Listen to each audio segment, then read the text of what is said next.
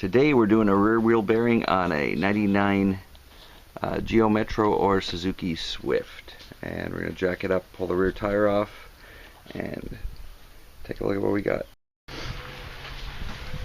We're just going to tap off the outer bearing dust boot as the wheel's off. Just tap the cap and twist.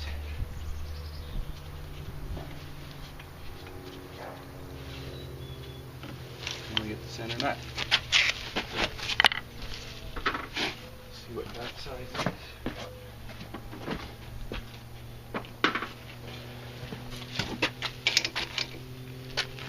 21, it's probably 22.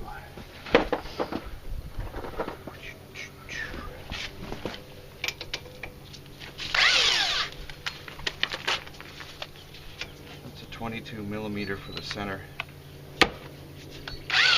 So nut.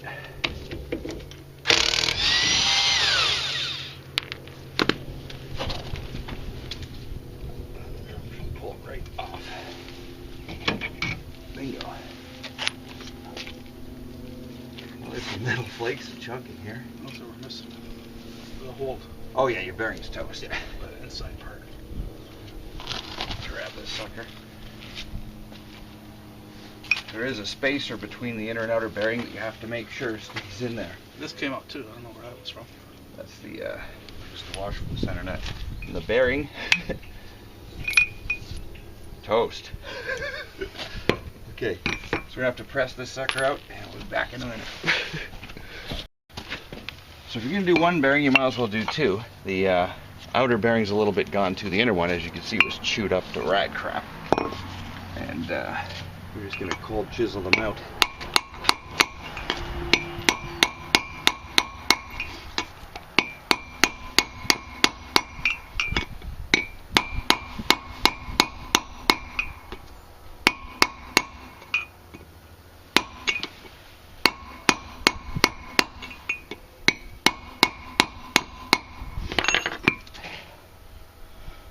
This isn't the one that is mounted right in the hub. I know there is one that's mounted right in the rotor. One of the years has a bearing that's mounted right into the drum, and this might be it. This isn't moving whatsoever.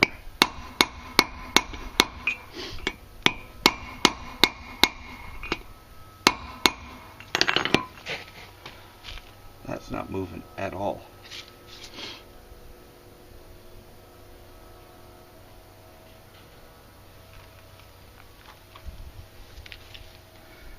Can't remove the inner without pounding out the outer first. I said this might be the one that's forever mounted.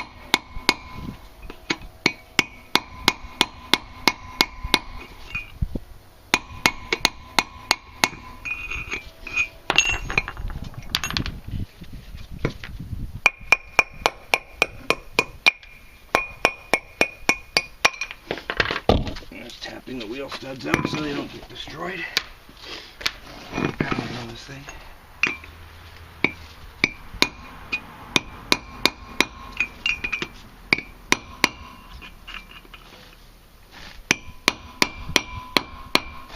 Oh, the cap.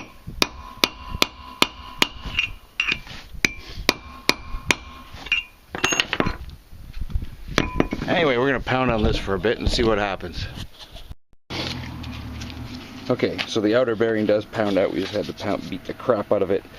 Used a 1 1/8 socket on an old nasty extension and finally pounded the crap out of it. That's what we used.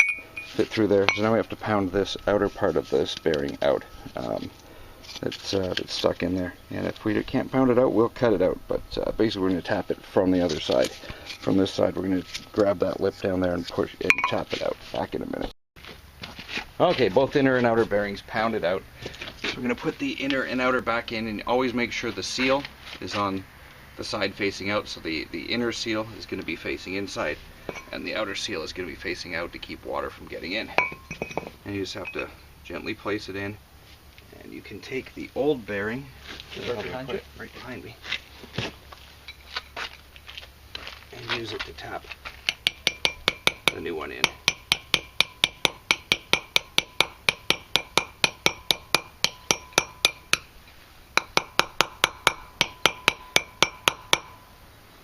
Don't ever hammer directly on the new bearing.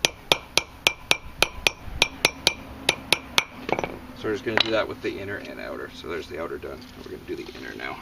Or that's the inner done. We're going to do the outer now. And back in a minute. Okay, both new bearings tapped in. The outer one, we had to use a 33mm socket to sink it down within the drum. And now we just got to put it back on the spindle. We're going to grease the spindle and slide it back on, and we'll be good.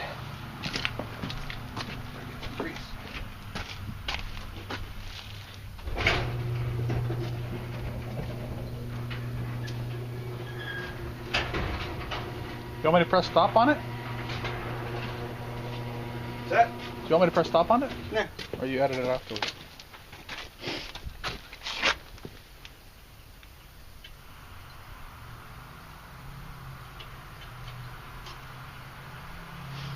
Don't need a ton. Slide it on? Slide her on.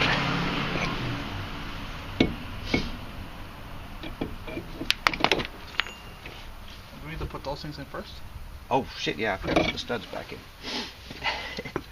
Don't forget to put your studs back in. Almost forgot about the stupid things. Anyway, we gotta tap the studs in. You don't want to watch this. Okay, inner washer back on, and the center nut.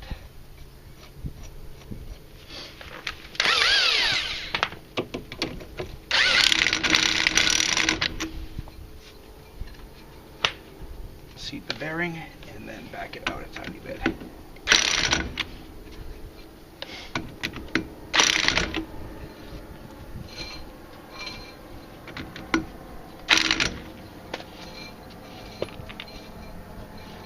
Good, and now we're going to have to hammer this. Ooh, the lip on that's not very great. Need to get a new center nut. So I'm going to pull this off, put another washer on there so that it ends in a different spot, and we can, so the lip will end right where this little indent is. We can hammer the lip in to lock the nut in place. I'm just going to throw another washer on there to make it a little bit thicker. That wide washer there, where does that one go? Which one? This one? Yeah. Oh, that was actually the inner bearing cap. That's the plastic. Yeah. The other model that's got the bearing spacers, not this one. The older ones did. Anyway, just getting another washer. Okay, and to finish off, we just hammer the little tab down into the groove in the axle to lock it in place so the bolt won't spin. And that's about it. Should grab a new axle nut if you're going to do it. We didn't have one, so we didn't bother.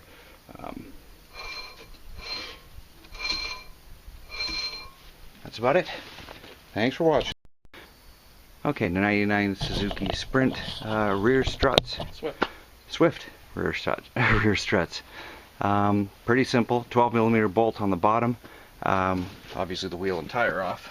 Still have to put the dust cap back on the Here. on the hub. But anyway, 12mm bolt at the side of the strut here. And take that off. That also mounts the brake line.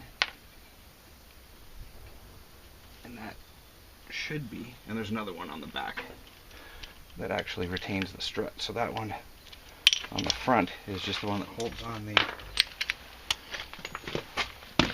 brake line. And then there's one in the back here that holds the strut in place. Is that a 12? Feels like a 12. They're a bitch to get to.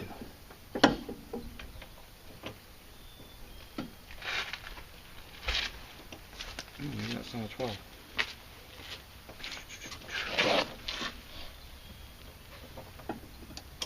Oh, that's like a 13 or something. Pinch bolt.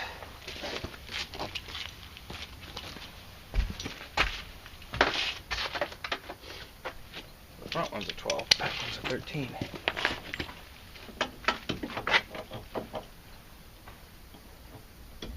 No, it isn't. It's a 14. Jesus.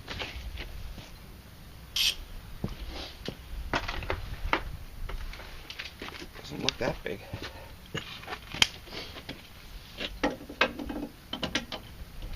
But it is.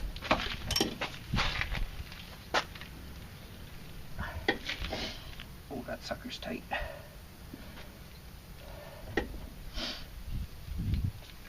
Holy cow.